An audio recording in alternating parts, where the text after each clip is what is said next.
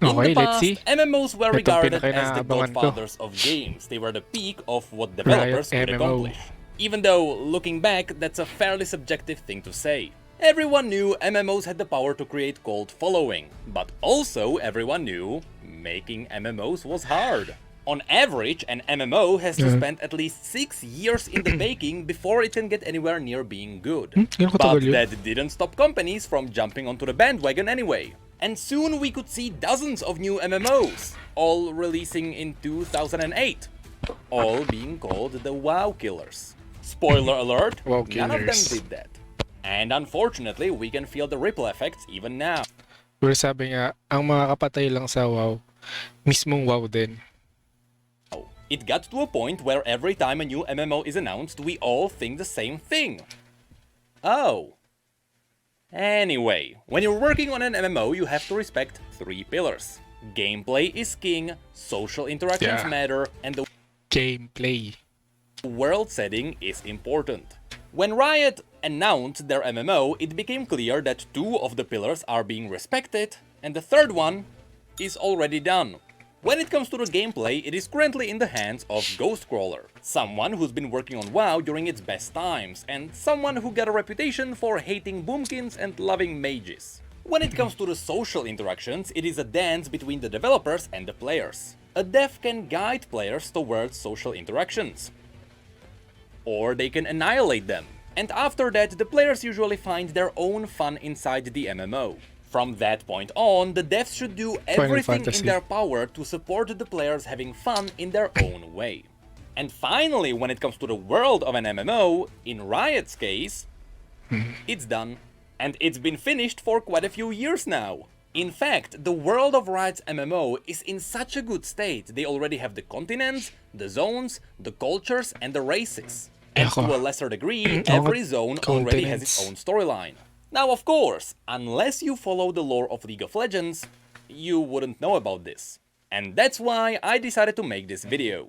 I want to show you all the zones we are thank you going to for see in making the this MMO video. and what sorts of quests we are going to do there. So, for the purpose of this video, I will assume you have no idea what League of Legends is about. You have no idea what the universe is about, but you like MMOs, your hairline is receding, and you have a crippling fear of Nintendo 64 controllers. To which I might add, why do you think I'm wearing hats? But now, without further ado, let's have a look at all the zones in Riot's Mga MMO. napapanot na. This is runeterra, the world of League of Legends. Oh, Right now, malaki-laki the dun, world ah. is separated into 10 main regions. But these 10 regions don't cover all the land on the map, so there are some mini-zones in between them. And the lore already revealed that there is gonna be another continent further to the east. That definitely sounds like a future expansion to me. North In fact, it would be foolish to release all of these regions at launch. You can easily turn half of these into separate expansions. Oo And naman. because a lot of people already know and love these regions, the hype behind these expansions would be big. With that said, I know a lot of you would like to play as Shrimans or Ionians. And Huh? now you may Di ko be na cursing me Di ko na naabutan yun ah. Ang pinaka naabutan ko lang sa League of Legends PC. Yung mga Frigid, ayan, tama. Fear Lord. for suggesting that these would be expansions. But the lore can justify giving you these nations as playable races without having their regions. I'll show you how Riot can pull this off in a bit. First, let's talk about the regions Okay. Riot's MMO has to start with. The Northern Continent. This entire continent is Yeah, called familiar ako dito. Damasha. Tsaka Fair Lord. Noxus.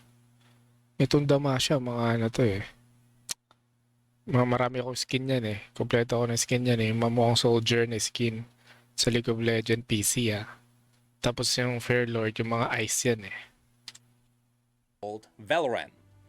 Not Valorant, Valorant. Oh, sila rin And this gumawa is nun. where the absolute core of this world is. The two main regions here are Demacia and Noxus. They are the two big rivals equivalent to the Horde and the Alliance.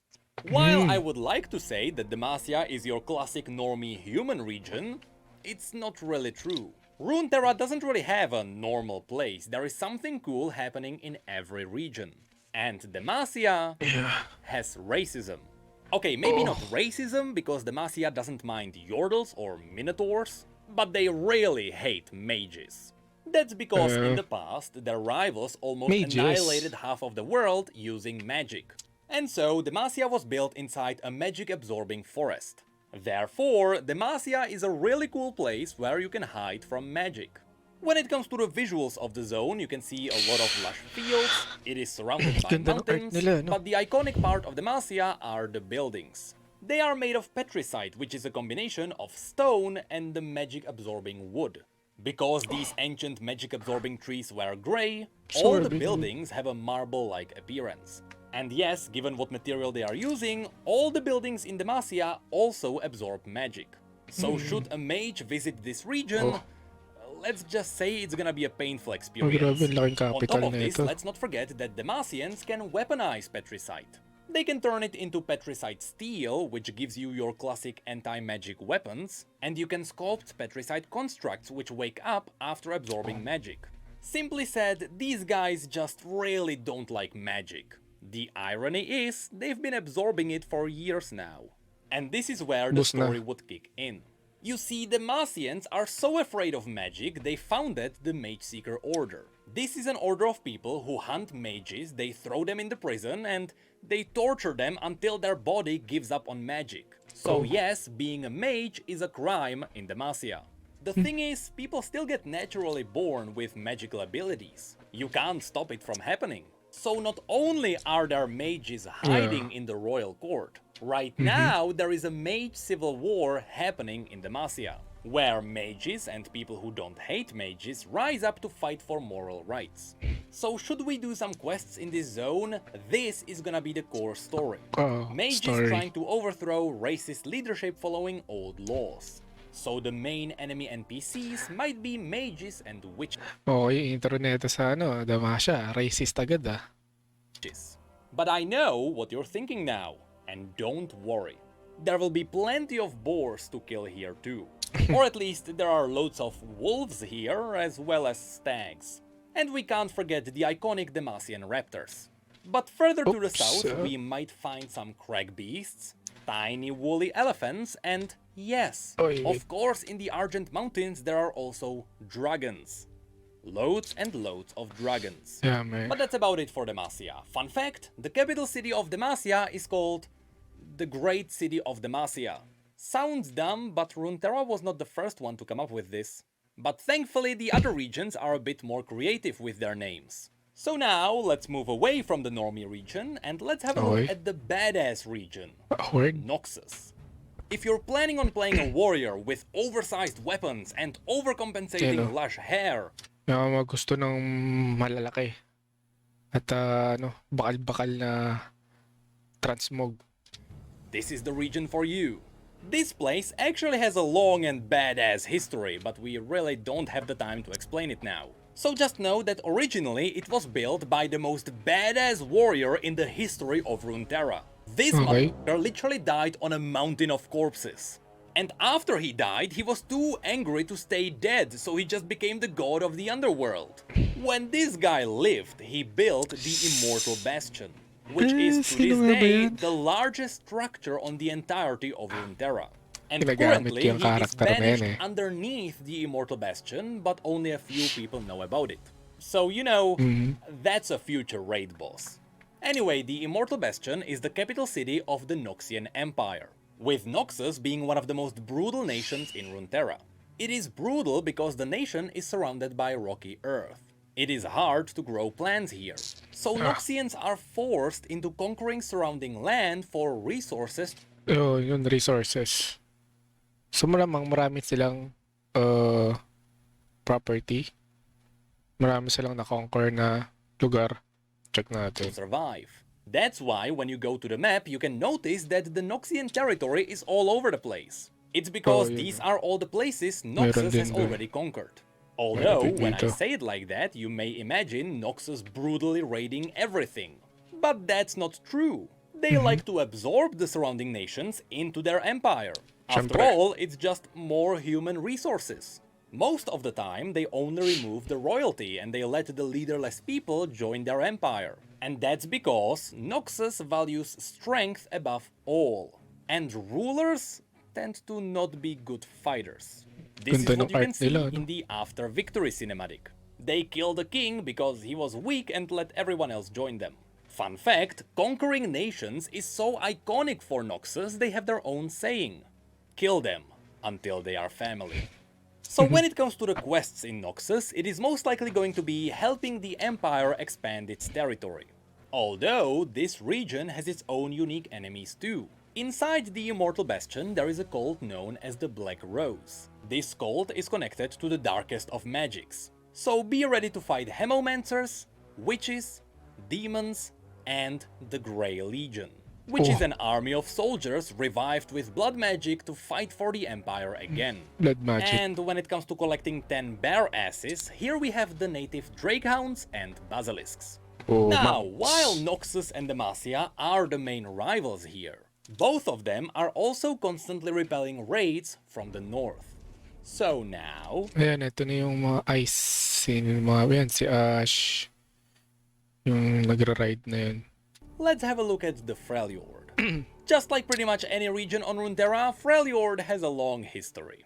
But for the purpose of this video, just know that the maddening old gods known as the Watchers of the Void, who want to devour the entire reality only because it keeps waking them up, once tried to breach into reality here. They almost succeeded because they tricked the Ice Witch Lysandra into helping Ayun, si them. Lysandra. Fortunately, she realized how wrong she was, and she managed to freeze half of the kingdom with the Watchers still beneath them. Parang Lord of the Rings lang, oh. May eye, ah. So these days, the Ice Witch is the only person holding back the end of reality by keeping the Watchers frozen. So at some point in the future, you bet one of these woken up frozen Watchers is gonna be a raid boss. Now, when it comes to the Nice one. NPCs, this is where things get diverse. First of all, remember that the Freljord is brutally cruel. Everything is frozen, and Freljord. survival is everything. So the first enemy here would be the wildlife.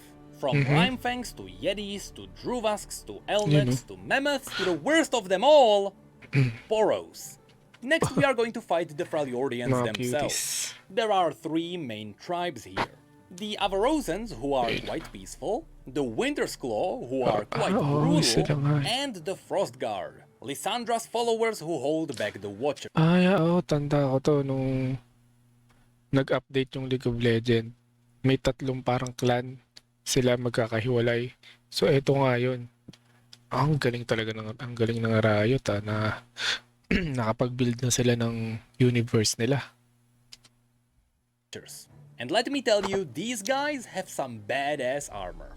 Among the notable tribes, there are also the Ursine, which are shamans who worship the Volibear, the primal god of the Volibear. wild who slowly turns his worshippers into twisted animalistic monstrosities. Speaking of which, yes, there are also the primal gods of Freljord. And finally, we need to talk about the Iceborn. When the Oh, Watchers yeah, tried to Iceborn. arrive here, they tainted the ice around them. This special ice is called the True Ice. And it is so dangerous, you literally die if you touch it. However, the Watchers also tainted some people, giving them the ability to touch the ice. It is still extremely painful for them to hold a true ice weapon, but at least they can survive it. These people are known as the Iceborn. But people were not the only things that were tainted. There are also ice trolls, some of whom are also Iceborn. Sino yun? To be Trandal? honest, these guys were made to have their own dungeon.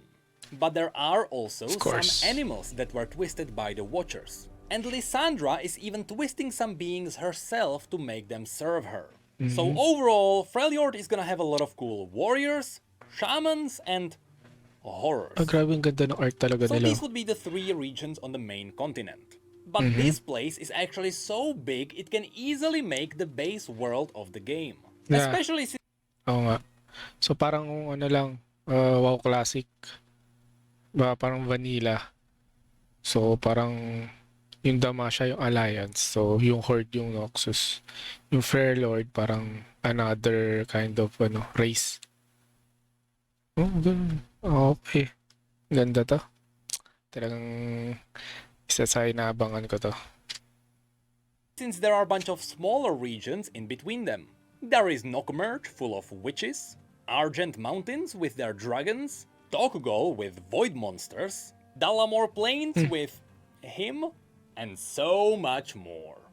But from here, you can cleverly set up the expansions because of how well everything is interconnected. Laki ng So mapa. now, let's have a look at the continent to the east called Ionia.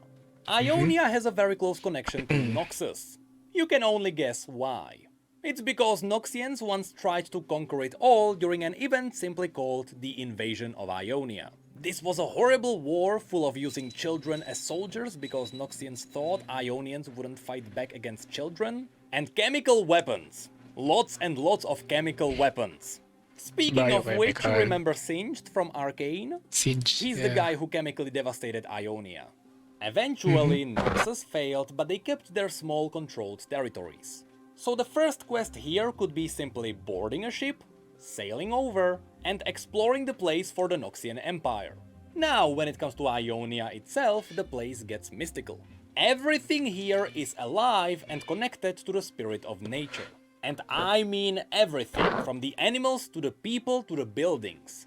Everything is alive. Parang druid So type. if you anger Mother Nature, your house can twist and strangle you in your sleep. So you can only imagine how Mother Nature fought against Noxians. Usually a river came alive to drown them.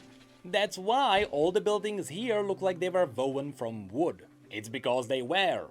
With nature magic, people let nature build their houses. It also means that sometimes your house can just walk away. When it comes to the NPCs here, Nice one. obviously there is gonna be a lot of nature spirits. And a lot more of simply mystical animals. From giant flying tigers to the Oh, never-ending story. But from giant flying tigers to the never-ending. You know? Ang grabe oh. Parang naalala ko yung sa ano God of War Ragnarok. Yung unang release, yung malaking snake doon. Buong mapa ando doon siya. Ito parang ganito oh. So. Grabe, laki oh. Ano kaya to doon? NPC? Mount? ending story. But be ready to also face local Ionians, blade masters, shadow cultists, murderers, and ninjas. Yo, Both ninja. good, bad, and the in-between. But finally, there is also one more enemy that we could face. The furries. That's right, this race is known Si as Ari. the Vastaya. They are half humans and half magical animals. And yes, canonically, the species was born in exactly the way you are thinking. But to be fair, the Vastaya are quite cool and they are definitely gonna be a playable race. Just Rabbit like ears and Yordles, who also like bunny buns. Ionia a lot. Lastly, after Noxians ravaged Mother Nature, demons started occupying all the places filled with misery and doubt. So that's gonna be a nice bonus enemy. So yes, the exploration of Ionia and the raid on the Shadow Order could be a really cool first expansion. But it's definitely not Riot's only option, because we can also go south to Piltover and Zone. These are the ones people will know about, simply because this is where Arcane took place. Oh. Piltover and Zone are two massive cities located one above the other. And they are so massive they could easily be turned into their own playable zones. They are both focusing on futuristic technology powered up by magic of the Hextech Hextech, gemstones. yeah. Using this magic, they can power up anything from guns to augmented limbs to vehicles. Visually, it is simply futuristic Victorian era. And unfortunately, there wouldn't be much of enemy variety. We would likely fight the rich houses of Piltover and their deadly assassins, with the occasional thief on the streets, corrupt wardens, and the occasional rogue steam golem. But things get a bit more interesting in the undercity known as Zone. Zone is the dirty underbelly covered in thick toxic smoke. Because the majority ito yung of people are underworld. poor here, they developed a cheaper alternative to Hextech called Chemtech. This Kaya napanood yun na ba yung Arcane? Oh, maganda. Magandang build din ng lore kung lalaruin nyo tong game na to. artificial green stuff can power up cheap At syempre, laruin nyo rin yung League of Legends. Naano tuloy ako maglaro ng wildrift. upper limb replacements, as well as highly unstable weaponry. Zone is also controlled by the Camp Barons, which are obviously gonna be the main enemy here. But on the side, we may also meet some chemical mutants, unstable constructs, as well as some mass murderers and people who hunt down mass murderers. And funnily enough, at the very bottom of Zone itself, there are the hidden ruins of an ancient city full of traps.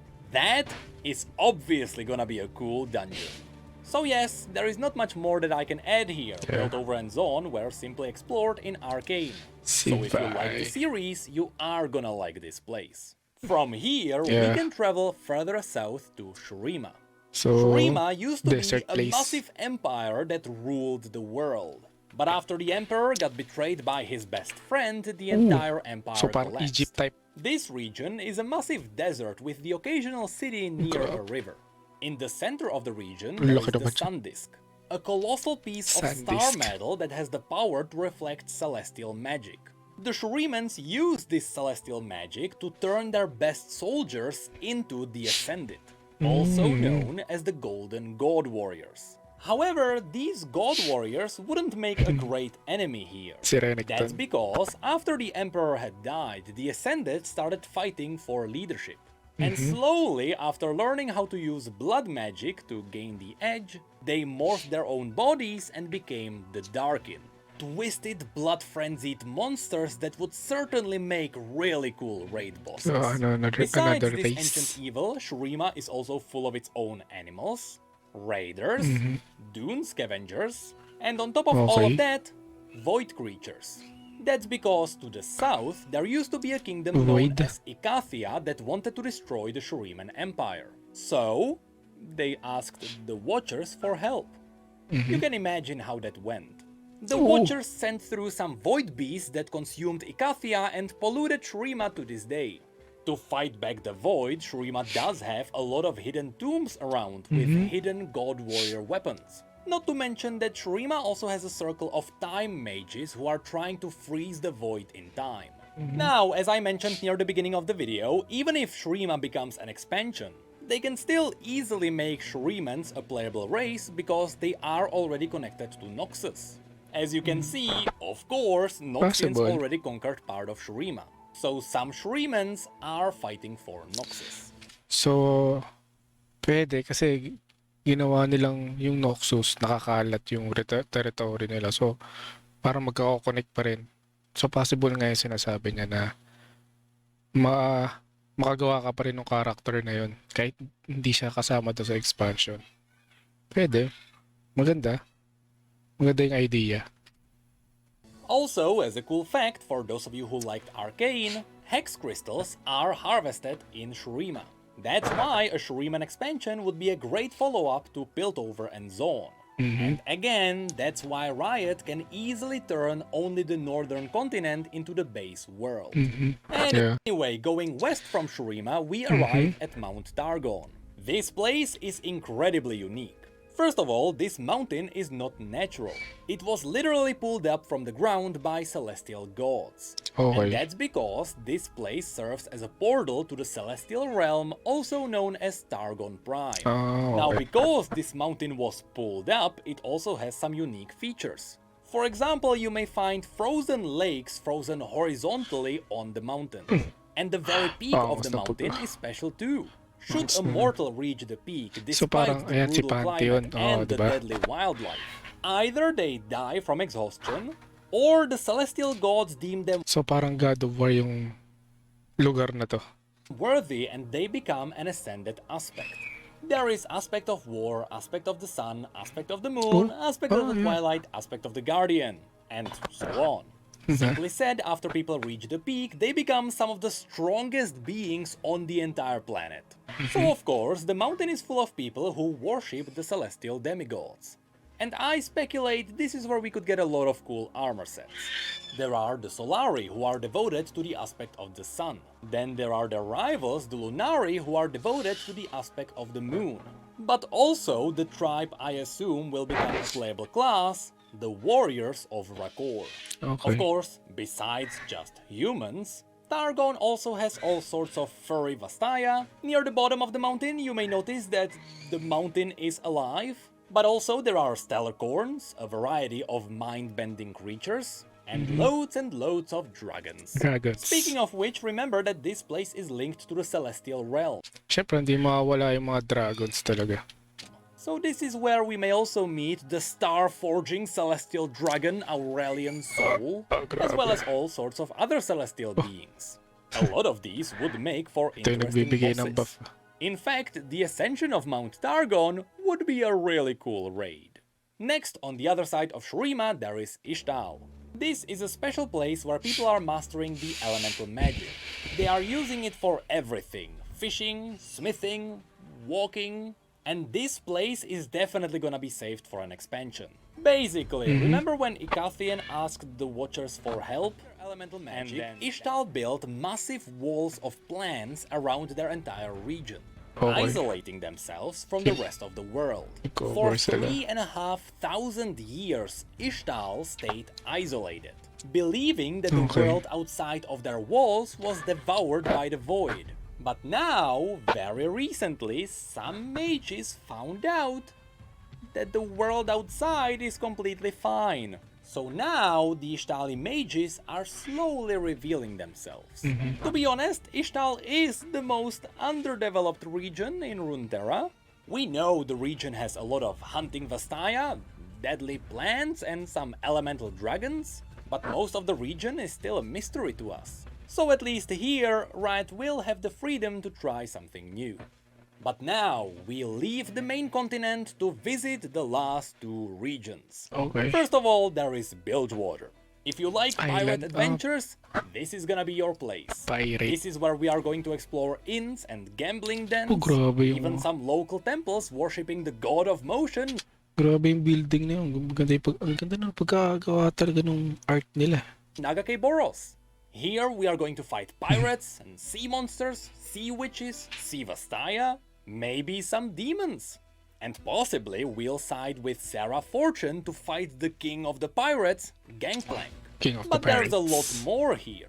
Last year, Riot released their RPG, which was set in Bilgewater. So not only can we already explore this place in detail, but it even has a monster journal. And at a quick glance, you can already see some really cool bosses too.